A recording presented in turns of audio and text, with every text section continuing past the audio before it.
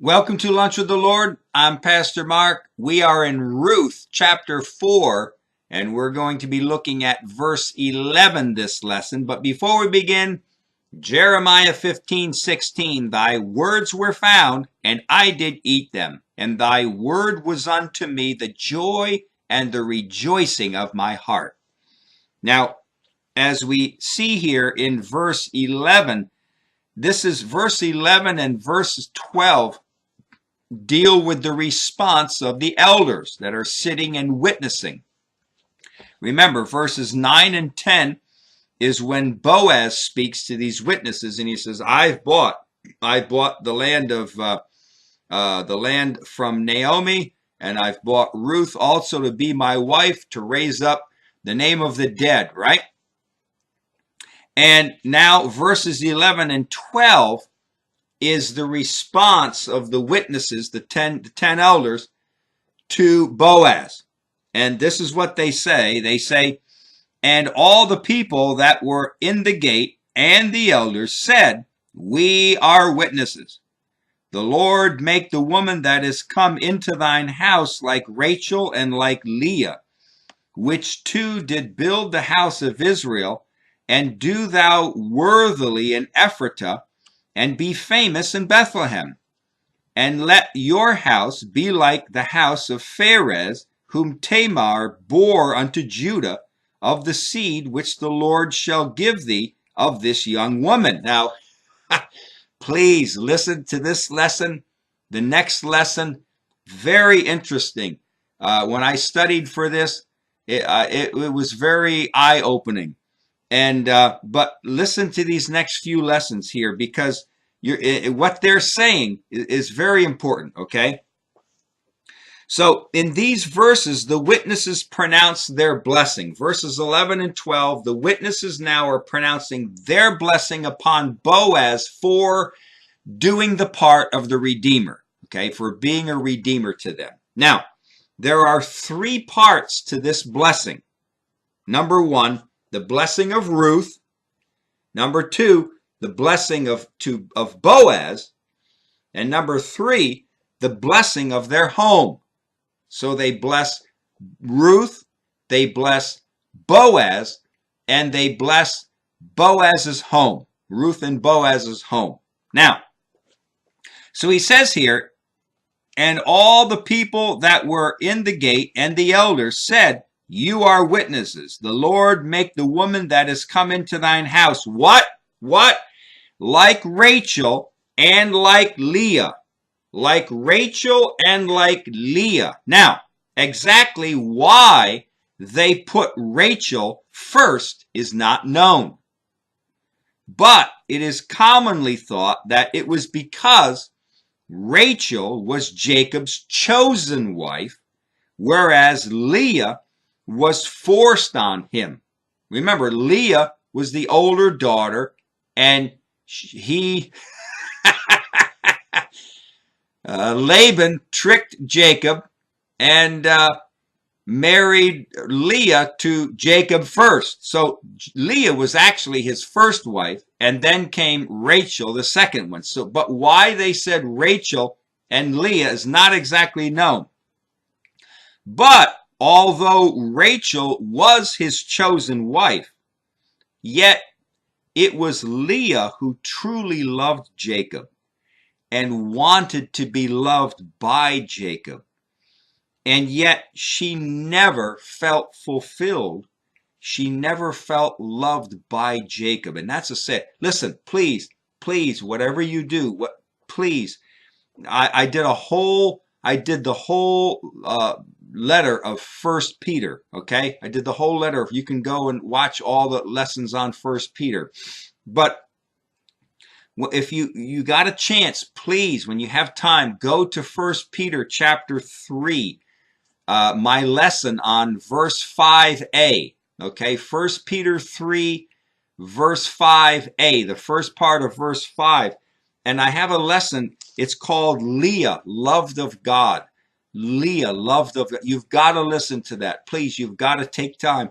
It's a beautiful lesson on how Jacob was married to Leah and how Leah she so loved Jacob, but she never felt loved by him.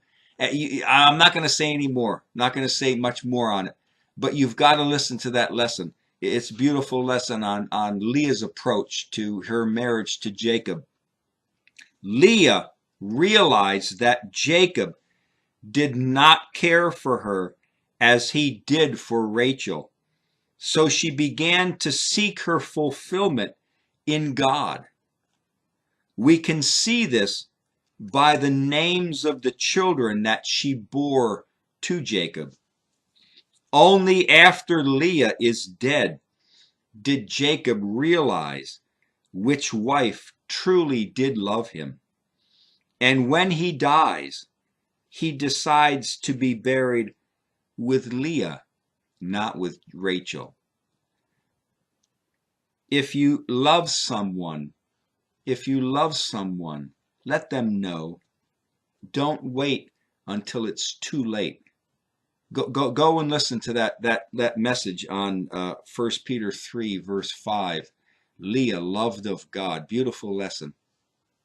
But he says here, they say here that the Lord make the woman. Now, again, their blessing, the first blessing they give is to Ruth, right? The Lord make the woman that is come into thine house like Rachel and like Leah, which two did build the house of Israel, right? Also, why did they not, instead of saying Rachel and Leah, why didn't they say Sarah and Rebekah? Some commentators seem to think it's because that Sarah only had one son and Rebekah had two. And one of the two that she had, Esau, was rejected by God. But Rachel and Leah had many sons, and all were accepted by God. So again, exactly why they said Rachel and Leah and not Sarah and Rebekah, or why did they say Rachel first and then Leah and not Leah and Rachel? Again, we don't know exactly why, but it's interesting here. These two verses, you're going to see more. You're going to see more in the next lesson too. Very interesting. But he says here, which two did build the house of Israel, and now they're going to bless Boaz. So now the second part of their blessing is Boaz. And do thou worthily in Ephratah, and be famous in Bethlehem. Okay, so now they're blessing Boaz, and they're saying, do worthily in Ephratah, and be famous in Bethlehem. Now, to do worthily means to be prosperous. It means to gain wealth. It means to have strength. So be strong and prosperous in Ephratah. Now, Ephratah and Bethlehem, remember, as we said at the beginning of these lessons in Ruth, back in chapter 1 and verse 2, that these two names, Bethlehem and Ephratah, basically they are the same place. In Genesis 35, verse 16 and verse 19, and Genesis 48, verse 7, you're going to see that Bethlehem and Ephratah are the same place. It's the same exact city, okay? So, when they say, do worthily in Ephratah and be famous in Bethlehem, it's the same place, same location. We're not talking about two different locations, all right? When he says, when they say to Boaz, be famous in Bethlehem, well, Proverbs 31 and verse 23 says, her husband is known in the gates when he sits among the elders of the land. Boaz will be well known in his city. When they say be famous in Bethlehem, that's what a virtuous woman does. She causes your name to be great in the gate of the city, right? Because of his association and because of his marriage with Ruth, he will be famous. You know, a husband or a wife can be well known because of their relationship with their mate.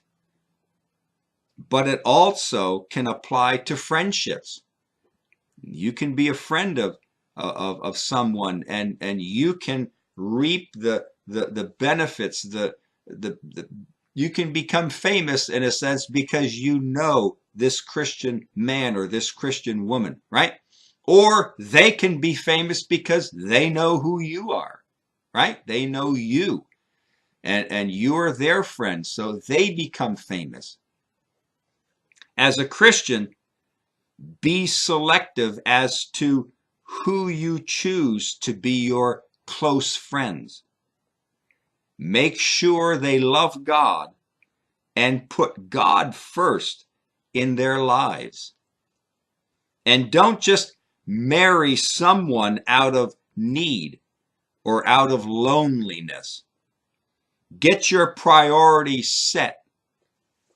And if you put God first and have strong convictions, God will honor you and bring you his choice, not your choice. He will bring you his choice. When it comes to marriage, don't be in a rush. Don't be in a rush to marry someone because you're lonely, right? Or because you have needs. You wait for God, because you marry the wrong person, you're stuck. So he says here, they say uh, they bless Ruth and they bless Boaz. And next lesson, very interesting lesson, the next one is where they bless his home. And you're going to see that it's attached with the city of Bethlehem. All right, I'm not going to say much more, but it's going to be dealing with the house of Pharez. When he says here, the house of Pharez in the next lesson, very interesting how we break that down and go back into Genesis and dealing with it. All right, until next lesson, walk with the Lord. I know he walks with you.